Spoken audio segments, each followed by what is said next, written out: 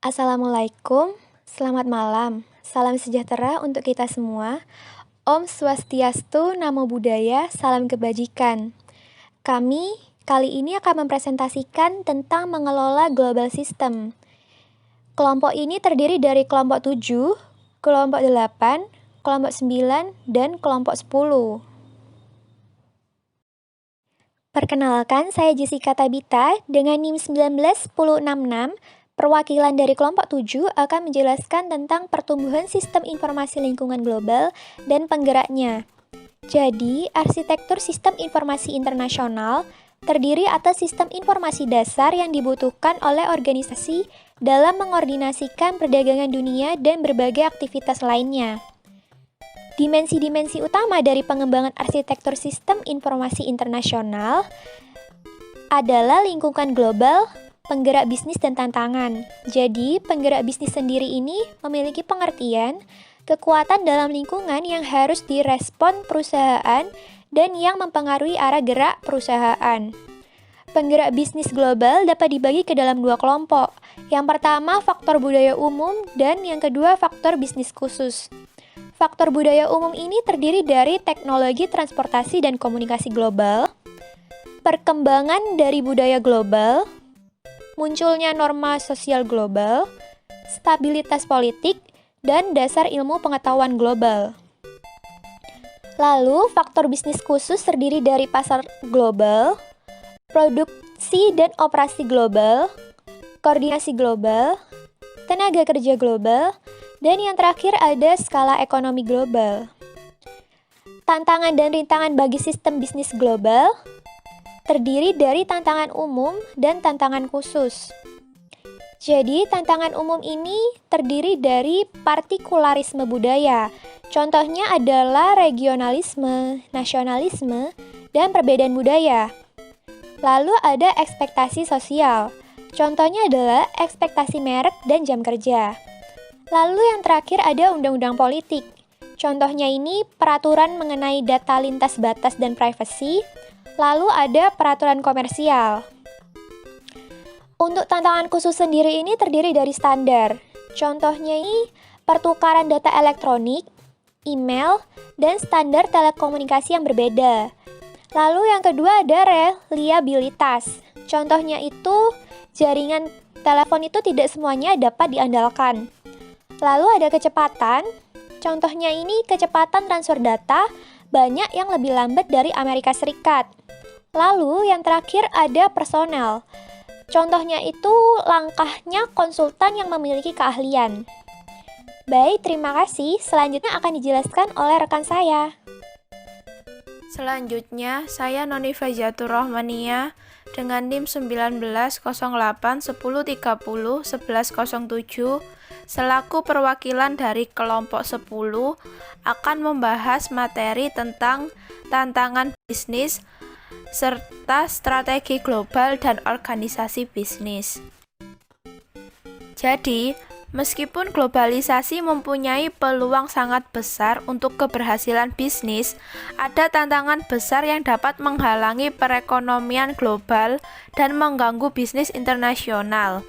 Di tingkat budaya, ada partikularisme yang berarti penilaian dan tindakan berdasarkan karakteristik pribadi dalam bentuk apapun, baik agama, kebangsaan, etnis, regionalisme, dan posisi geopolitik, sehingga ada penolakan terhadap konsep dasar dari kultur global dan menolak untuk dimasukkan pasar domestik oleh barang dan jasa asing. Perbedaan dalam beberapa kebudayaan menghasilkan perbedaan dalam ekspektasi sosial politik dan perbedaan rezim politik. Tantangan selanjutnya ada praktek akuntansi yang berbeda di setiap negara, sehingga membuat perusahaan internasional yang besar dengan unit di banyak negara semakin sulit untuk mengevaluasi kinerjanya. Selanjutnya ada 4 strategi global dan organisasi bisnis. Pertama ada eksportir domestik yang dicirikan dengan aktivitas perusahaan memusat di negara asal perusahaan tersebut. Dalam strategi ini, produksi, keuangan atau akuntansi, penjualan atau pemasaran, sumber daya manusia, dan manajemen strategis diatur untuk mengoptimalkan sumber daya di negara asal.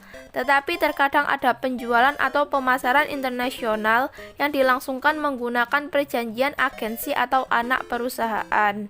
Strategi kedua, ada multinasional yang memusatkan manajemen keuangan dan pengendalian di luar negara asal, tetapi melakukan desentralisasi dalam operasi produksi, penjualan, dan pemasaran kepada unit-unit di negara lain. Strategi ketiga, ada pewaralaba. Pewaralaba merupakan penggabungan dari hal baru dan hal lama. Jadi, di satu sisi, produk diciptakan, dirancang, dibiayai, dan diproduksi pertama kalinya di negara asal. Tetapi, untuk alasan-alasan khusus terhadap produk tertentu, harus disesuaikan dengan personel luar negeri untuk memperluas proses produksi, pemasaran, dan sumber daya manusianya. Strategi keempat ada lintas negara yang kerangka manajemennya mengacu pada dunia. Jadi hampir semua aktivitas yang dapat memberikan nilai tambah diatur dari perspektif global tanpa memandang batas-batas nasional. Mengoptimalkan sumber dari pasokan dan permintaan dimanapun keduanya muncul dan memanfaatkan kesempatan dari keunggulan kompetitif lokal. Selanjutnya, saya Zulfa Saida dari kelompok 8 akan membahas tentang pengorganisasian sistem informasi nasional. Sistem global untuk menyesuaikan strategi. Teknologi informasi dan perbaikan di bidang telekomunikasi global memberi fleksibilitas lebih bagi perusahaan internasional untuk membentuk strategi global mereka. Konfigurasi pengelolaan dan pengembangan sistem cenderung mengikuti strategi global yang dipilih. Terdapat 4 sistem dalam sistem global ini. Yang pertama itu sistem terpusat, yang merupakan sistem di mana pengembangan dan operasi sistem terjadi secara total di basis rumah domestik. Yang kedua ada sistem duplikat, merupakan sistem di mana pembangunan terjadi di rumah, tetapi operasinya diserahkan ke unit otonom di lokasi asing. Ketiga ada sistem desentralisasi, yang merupakan sistem di mana masing-masing unit asing merancang solusi dan sistem uniknya sendiri. Terakhir ada sistem jaringan, yang merupakan sistem pengembangan dan operasi sistem yang terjadi secara terpadu dan terkoordinasi di semua unit. Dalam hal eksportir ini, dalam negeri ini cenderung memiliki sistem yang sangat terpusat, di mana satu orang staf pengembangan sistem domestik mengembangkan aplikasi di seluruh dunia, di mana biasanya perusahaan multinasional menawarkan kontrak langsung dan mencolok. Namun di sisi lain, unit asing merancang solusi sistem mereka sendiri berdasarkan kebutuhan lokal dengan sedikit jika ada aplikasi yang sama dengan kantor pusat. Pada pengembangan sistem yang paling ambisius dapat ditemukan di perusahaan transnasional. Di sini sistem jaringan dianggap sebagai sistem di mana ada lingkungan global yang solid dan tunggal untuk pengembangan serta sistem operasi. Struktur sistem jaringan ini dapat berupa layanan keuangan yang paling terlihat, di mana homogenitas produk dan instrumen uang tampak dapat mengatasi hambatan budaya. Dalam hal ini, perbaikan teknologi informasi dan telekomunikasi global memberikan perusahaan-perusahaan internasional lebih fleksibel untuk membentuk strategi global yang diinginkan mereka. Reorganisasi bisnis. Untuk mengembangkan struktur pendukung, sistem pendukung, dan perusahaan global, perusahaan perlu mengikuti prinsip-prinsip ini. Yang pertama, atur aktivitas penambahan nilai di sepanjang garis keunggulan komparatif. Misalnya, fungsi pemasaran atau penjualan harus ditempatkan di tempat yang terbaik untuk dilakukan dengan biaya dan dampak maksimal. Demikian juga dengan produksi, keuangan, sumber daya manusia, dan sistem informasi. Kedua, mengembangkan dan mengoperasikan unit sistem pada setiap tingkat aktivitas perusahaan regional, nasional, dan internasional. Untuk melayani kebutuhan lokal, harus ada unit sistem negara tuan rumah dengan besaran tertentu. Unit sistem regional harus menangani pembangunan telekomunikasi dan sistem di seluruh batas wilayah nasional yang diambil tepat di wilayah geografis utama yaitu Eropa, Asia, dan Amerika. Unit sistem transnasional harus dibentuk untuk menciptakan keterkaitan di wilayah regional utama dan mengkoordinasikan pengembangan dan pengoperasian pengembangan sistem telekomunikasi dan internasional. Terakhir, menetapkan di kantor pusat dunia sebuah kantor yang bertanggung jawab untuk pengembangan sistem internasional. dalam posisi petugas informasi kepala global. Banyak perusahaan sukses telah merancang struktur sistem organisasi sesuai prinsip-prinsip ini. Keberhasilan perusahaan-perusahaan ini bergantung tidak hanya pada aktivitas organisasi yang tepat, tetapi juga pada bahan utama, yaitu tim manajemen yang dapat memahami risiko dan manfaat sistem internasional dan dapat merancang strategi untuk mengatasi risiko. Saya Yuris Ayuanisa, NIM 1908 1030 1114 akan menjelaskan materi selanjutnya. Selanjutnya adalah solusi manajemen. Terdapat beberapa solusi manajemen yang dapat dipertimbangkan kembali oleh para manajer untuk dapat menyelesaikan persoalan yang mungkin timbul dalam proses pengembangan arsitektur sistem informasi global. Di antaranya adalah yang pertama adalah menyepakati kebutuhan penggunaan bersama.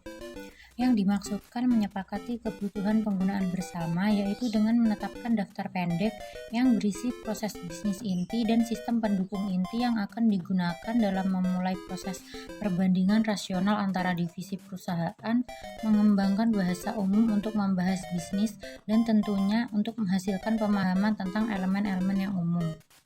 Kedua adalah membawa perubahan ke dalam proses bisnis. Dengan membawa perubahan ke dalam proses bisnis akan menciptakan keberhasilan sebagai agen perubahan yang bergantung pada legitimasi, kekuatan dasar yang sebenarnya, dan kemampuan untuk melibatkan pengguna dalam proses perancangan perubahan. Legitimasi sendiri didefinisikan sebagai sejauh mana wewenang yang diterima berdasarkan kompetensi, visi, atau kualitas lainnya. Yang ketiga adalah mengoordinasikan pengembangan aplikasi. Pemilihan strategi perubahan sangatlah penting. Pada masa global, terlalu banyak kompleksitas sehingga sulit untuk menjalankan rancangan strategi perubahan secara keseluruhan. Langkah yang perlu dibuat agar lebih mudah mengoordinasikan perubahan yaitu dengan menggunakan langkah bertahap dari yang kecil menuju visi yang lebih besar. Yang keempat adalah mengoordinasikan perilisan perangkat lunak. Perusahaan dapat membuat prosedur untuk memastikan bahwa semua unit operasi beralih ke perangkat lunak yang telah diperbarui pada saat yang bersamaan, sehingga perangkat lunak yang digunakan oleh setiap orang akan kompatibel. Lalu yang terakhir adalah mendorong penggunaan lokal untuk mendukung sistem global. Pada solusi ini, manajemen perlu melibatkan pengguna dalam penciptaan rancangannya tanpa memberikan kendali terhadap perkembangan proyek kepada pihak-pihak yang berkepentingan sempit. Taktik keseluruhan untuk menghadapi unit lokal yang melawan dalam sebuah perusahaan lintas negara adalah kooptasi. Kooptasi didefinisikan sebagai pembawa pihak oposisi untuk terlibat dalam proses perencanaan dan implementasi dari solusi teknologi tanpa memberikan kendali atas arah dan sifat dari perubahannya. Yang pertama, platform komputasi dan integrasi sistem. Integrasi sistem bertujuan untuk memastikan bahwa sistem inti yang baru akan cocok dengan sejumlah aplikasi yang ada dan yang telah dikembangkan di seluruh dunia oleh divisi-divisi yang berbeda, orang-orang yang berbeda, dan untuk jenis perangkat keras komputasi yang berbeda. Hal tersebut bertujuan agar perusahaan dapat mengembangkan sistem global, terdistribusi, dan terintegrasi untuk mendukung proses bisnis digital yang melintasi batas-batas antar negara. Yang kedua adalah konektivitas. Konektivitas merupakan suatu kemampuan untuk menghubungkan sistem dan orang-orang pada perusahaan global ke dalam sebuah jaringan yang terintegrasi. Permasalahan yang terjadi biasanya seperti kualitas jasa atau layanan, keamanan, biaya dan tarif, manajemen atau pengelolaan jaringan, lambat dalam penginstalan, kualitas yang buruk dalam jasa internasional, keterbatasan yang disebabkan oleh peraturan, dan yang terakhir adalah kapasitas jaringan. Lalu yang ketiga dan yang terakhir adalah penempatan perangkat lunak. Perkembangan dari sistem-sistem inti menimbulkan tantangan yang unik bagi aplikasi perangkat lunak, yaitu diantaranya yang pertama tentang bagaimana antarmuka sistem yang lama dengan antarmuka sistem yang baru atau dilakukannya perbandingan bila masih menggunakan sistem yang lama. Yang kedua, bila sepenuhnya menggunakan sistem yang baru, bagaimana membuat perangkat lunak yang dapat digunakan oleh seluruh unit bisnis dari berbagai negara. Yang ketiga, rancangan antarmuka manusia. Yang keempat, fungsionalitas sistem. Lalu yang terakhir, Contohnya software yang memiliki keterbatasan sehingga software sendiri harus menyediakan berbagai bahasa dan tampilan yang dapat dipahami oleh para penggunanya.